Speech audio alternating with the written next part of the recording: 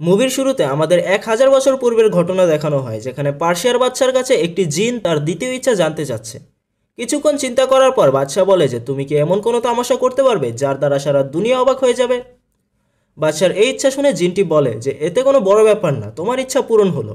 কথা বলার পর পুরো পার্সিয়াতে কোলাহল বেঁধে যায়। মানুষ মূর্তিতে পরিণত হতে শুরু করে, কিছু মানুষ অদ্ভুত ধরনের প্রাণীতে পরিণত হতে থাকে, আবার কারো কারো এমন কোনো রোগ হতে থাকে যার কারণে তারা সেখানেই মারা যেতে থাকে। তারপর ওই জিন আবার বাদশার কাছে আসে এবং বাদশার তৃতীয় এবং শেষ ইচ্ছা জানতে চায়। কিন্তু তখন তার ইচ্ছার জন্য পার্সিয়ার এই অবস্থা দেখে বাদশাও ভয় পেয়ে যায় এবং তৃতীয় ইচ্ছায় বাদশাহ পার্সিয়ার সবকিছু ঠিক হবার কথা চিন্তা করছিল এবং তখনই এক ম্যাজিশিয়ান অর্থাৎ একজন জাদুকর এসে তাকে বাধা দেয়। সে বলে যদি আপনি আপনার তৃতীয় ইচ্ছা জিনটিকে দিয়ে পূরণ করান তাহলে এই জিনটি পুরো দুনিয়া ধ্বংস করতে সক্ষম হবে এবং এর মাধ্যমে জিনটি এক নতুন দুনিয়ার উদ্ভব ঘটাবে। জিনটি কথাগুলো শুনে রাগে লাল হতে থাকে এবং তাকে চুপ করানোর জন্য জাদুর ব্যবহার করতে থাকে, কিন্তু জাদুকর জিনটিকে একটি লাল পাথরে বন্দী করতে সক্ষম হন। এখানে সিন পরিবর্তন হয় এবং আমাদের বর্তমান সময়ে ফিরিয়ে আনা হয়। এখানে এক লোককে দেখানো হয় যে তার মূর্তির জন্য অপেক্ষা করছিল। ব্যক্তিটি গত 10 বছর ধরে এই স্ট্যাচু এর জন্য অপেক্ষা করছিল এবং ফাইনালি ওই স্ট্যাচু তার কাছে চলে আসে। কিন্তু যখন স্ট্যাচুটাকে একটি মেশিনের সাহায্যে নিচে নামানো হচ্ছিল তখন সেখানে এক সমস্যা দেখা দেয় এবং বক্সটি এক লোকের ওপর পড়ে যায়। দুর্ভাগ্যবশত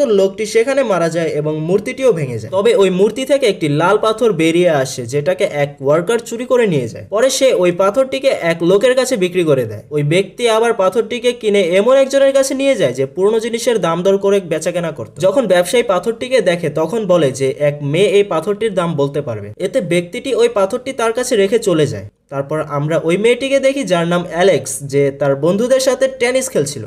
যখন অ্যালেক্স ওই পাথরটিকে দেখে তখন বলে যে পাথরটি নাকি অনেক দামি। পাথরটিকে অ্যালেক্স সাথে করে নিয়ে আসে এবং সে পাথরটিকে আরো উজ্জ্বল করার জন্য সেটিতে ঘষতে থাকে। তারপর হঠাৎ পাথরটি থেকে শব্দ হয় যে আপনি আমাকে স্মরণ করেছেন। পরে যখন অ্যালেক্স পাথরটিকে মাইক্রোস্কোপ দিয়ে দেখেন তখন সে অদ্ভুত ধরনের কিছু দেখতে পায়। অ্যালেক্স পাথরটি নিয়ে তার বন্ধুর কাছে যায় যার সাথে সে টেনিস খেলছিল।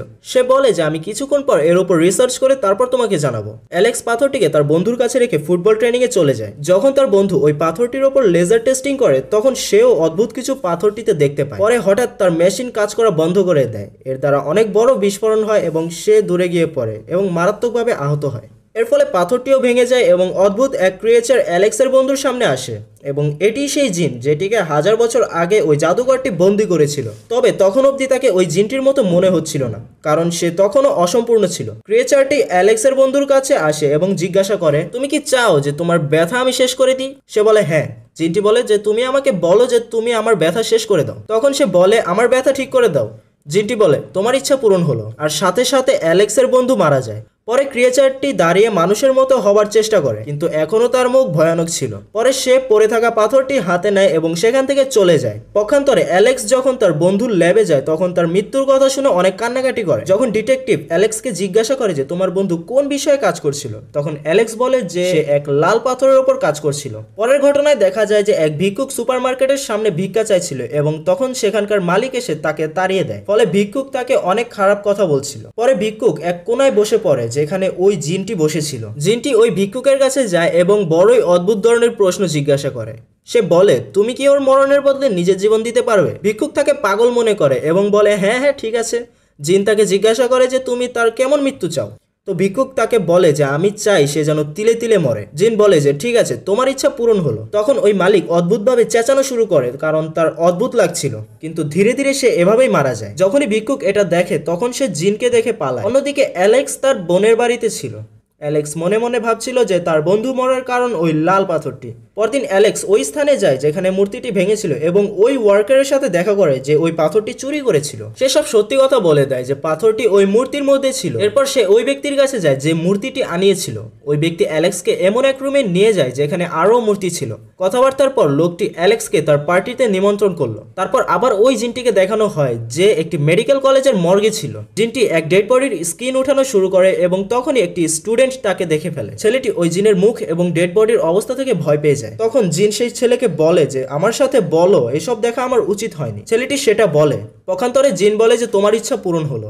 তারপর ছেলেটির চোখ গায়েব হতে থাকে এবং চিৎকার করতে থাকে। পরে জিনটি ওই ডেড বডির ফেস এবং স্কিন নিয়ে পুরো মানুষের আকার ধারণ করে। পরে অ্যালেক্সকে দেখানো হয় যে এক হিস্ট্রি প্রফেসরের কাছে যায়। সে বলে যে সে এক বইয়ের গল্প পড়েছিল যেখানে এক পাথরের কথা বলা হয়েছিল যেটি আগুনের তৈরি। প্রফেসর বলে যে পাথরটিকে আগুন দিয়ে তৈরি করা হয়েছিল এবং এতে এক জিনকে বন্দী করা হয়েছিল।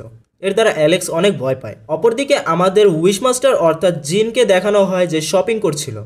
তখন সে কাউন্টারে এক মেয়েকে দেখে বলে যে তুমি অনেক সুন্দর, তুমি কি চিরকাল এমনই থাকতে চাও? এখানে মেয়েটি বলে হ্যাঁ অবশ্যই। জিন বলে ঠিক আছে, তোমার ইচ্ছা পূরণ হলো, এবং মেয়েটি দেখতে দেখতে মূর্তিতে পরিণত হলো। পরে জিনটি তার মুক্তিদাতা অর্থাৎ অ্যালেক্সের খোঁজ নেওয়া শুরু করে এবং এক পুলিশ স্টেশনে অ্যালেক্সের ঠিকানা চায়, কিন্তু পুলিশ তাকে ঠিকানা দিতে অস্বীকার করে। জিনের সাথে কথা বলার সময় ডিটেকটিভ এক লোকের দিকে তাকিয়েছিল। জিন তাকে জিজ্ঞাসা করে তার ওই দিকে তাকিয়ে থাকার বিষয়। তাই সে বলে যে ওই ব্যক্তিটি 7 বার মার্ডার করেছে এবং বারবার জেল থেকে পালিয়ে যায়। তারপর ডিটেকটিভ জিনের সামনে নিজেই নিজের ইচ্ছে বলে দেয়। সে বলে যে আমি চাই ও যেন আমার সামনে কারো মার্ডার করে এবং যেন আমি তাকে হাতে নাতে ধরতে পারি। যেহেতু সে তার ইচ্ছা বলে দিয়েছে তাই জিন বলে তোমার ইচ্ছা পূরণ হলো। ফলে ক্রিমিনালটি দাঁড়িয়ে যায় এবং দুজনের খুন করে ফেলে। এটা দেখে ডিটেকটিভ তাড়াতাড়ি তার কাছে গিয়ে তাকে অ্যারেস্ট করে ফেলে। এই সুযোগে জিন টেবিলে থাকা ফাইল থেকে অ্যালেক্সের ঠিকানাও বের করে ফেলে। অন্যদিকে অ্যালেক্স ওই বইটি পড়ছিল যার মাধ্যমে সে জানতে পারে যে পাথরটি এক জাদুকরের ছিল এবং ওই পাথরে জিনটিকে বন্দী করা হয়েছিল। কিন্তু পরে জিন ওই পাথরটিকে ব্যবহার করে এবং সবার ইচ্ছা পূরণ করতে থাকে, যার ফলে পাথরটি আরো শক্তিশালী হয় এবং এই পাথরটিকে ব্যবহার করে জিন দুনিয়া ধ্বংস করতে চায়। তারপর জিন ওই ব্যবসায়ীর কাছে যায় যার থেকে অ্যালেক্স ওই পাথরটি কিনেছিল। জিনটি ব্যবসায়ীর কাছে তার ইচ্ছা জানতে চাইলে সে বলে আমার 50 লাখ টাকা চাই। জিন বলে তোমার ইচ্ছা পূরণ হলো। ওই সময়টাতে ব্যবসায়ীর মা এয়ারপোর্টে 50 লাখ টাকার ইন্স্যুরেন্সের স্বাক্ষর করছিল, যার মাধ্যমে তার মায়ের যদি ওই ফ্লাইটে কোনো কিছু হয় তাতে করে তার ছেলে 50 লাখ টাকা পাবে। আর যেহেতু সে তার ইচ্ছা বলে দিয়েছে সেহেতু তার মায়ের ফ্লাইট ক্র্যাশ হয় এবং সে 50 লাখ টাকা পেয়ে যায়। তবে এখানে আশ্চর্যের ব্যাপার এটা যে যখন জিন কারো ইচ্ছা পূরণ করত তখন অ্যালেক্সের কেমন অনুভব হতো এবং সে জেনে যেত।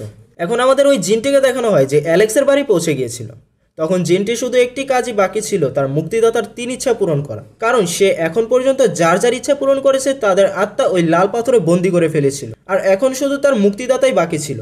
অ্যালেক্স এই সম্পর্কে সবকিছু জেনে যায় এবং ওই প্রফেসরের কাছে সবকিছু বলে দেয়। তবে প্রফেসর বলে যে এর থেকে বাঁচার কোনো উপায় আমার জানা নেই। তবে এখানে অ্যালেক্সের সামনে অদ্ভুত কিছু অনুভূতি হয় এবং সে বুঝতে পারে যে ইনি আসলে প্রফেসর নন। জিন ওখানে প্রফেসরের বেশ ধারণ করেছিল।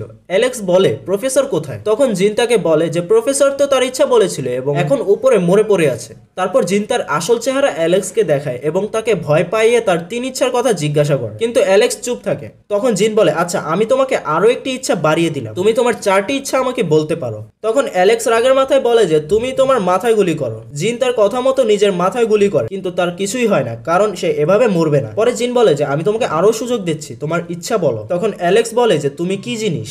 তখন জিন তাকে তার রাজ্যে নিয়ে যায়, আর যেটি মূলত একটি টর্চার রুমের মতো। জিন তাকে বলে আমার অস্তিত্ব মানুষের দুঃখ কষ্ট আর হোপলেস অর্থাৎ আশাহীনতার মাধ্যমে টিকে আছে, কারণ মানুষ তখনই কোনো কিছুর উইশ করে যখন সে আশাহীন ও হতাশ হয়ে পড়ে। তারপর সেখানে অ্যালেক্সের পেছনে এক অদ্ভুত প্রাণী লেগে যায় এবং তাকে তাড়া করে। তারপর জিন তাকে বলে যে এখন আমি তোমার বোনের ইচ্ছা পূরণ করতে যাচ্ছি। তখন অ্যালেক্স তাকে বলে যে দাঁড়াও, আমার দ্বিতীয় ইচ্ছা পূরণ করে যাও, আমাকে আমার বাড়িতে ফিরিয়ে নিয়ে যাও। বলার সাথে সাথে অ্যালেক্স তার বাড়ি পৌঁছে যায়। অ্যালেক্স তখন তার বোনকে ডাকতে থাকে। তখন তার মনে পড়ে যে জিনটি ওই পার্টিতে যাবে যেখানে অ্যালেক্সকে ইনভাইট করা হয়েছিল। তখন সাথে সাথে সে ওই পার্টিতে চলে যায় এবং দেখে যে জিন সেখানে আগেই চলে এসেছে। তখন এক লোক জিনকে বলছিল যে আমি চাই যেন এই পার্টিকে মানুষজন সবসময় মনে রাখে।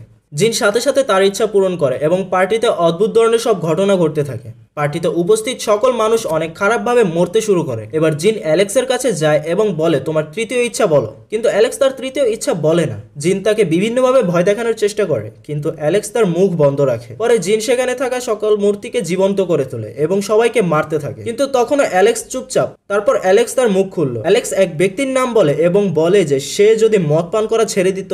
তখন জিন বলে তোমার ইচ্ছা পূরণ হলো, কিন্তু তখনই জিন ওই পাথরে আবার বন্দী হতে থাকে যেটা থেকে সে বেরিয়েছিল। আর এখানে আকর্ষণের বিষয় এটা যে অ্যালেক্স এখানে এক চালাকি করেছে। অ্যালেক্স এখানে তার ইচ্ছার সাথে অতীতের সংযোগ ঘটিয়েছে, আর ওই অতীতটা হলো সেদিনের যেদিন ওই মূর্তিটি ভেঙেছিল। আর অ্যালেক্স ওই ব্যক্তির নাম নিয়েছে যে নেশার ঘরে মূর্তিটি ভেঙে ফেলেছিল। তার ইচ্ছা অনুযায়ী যেহেতু ওই ব্যক্তি মদ পান ছেড়ে দিয়েছিল সেহেতু অতীত পাল্টে যায়, ফলে মূর্তিও ভাঙেনি আর জেনটিও ওই পাথর থেকে বেরিয়ে আসতেও পারেনি। ফলে দুনিয়া আবার সেরকম হয়ে যায় যেরকম ওই মূর্তি না ভাঙলে হওয়ার কথা ছিল, আর সবকিছু আগের অবস্থায় ফিরে যায় এবং মুভির এন্ডিং হয়।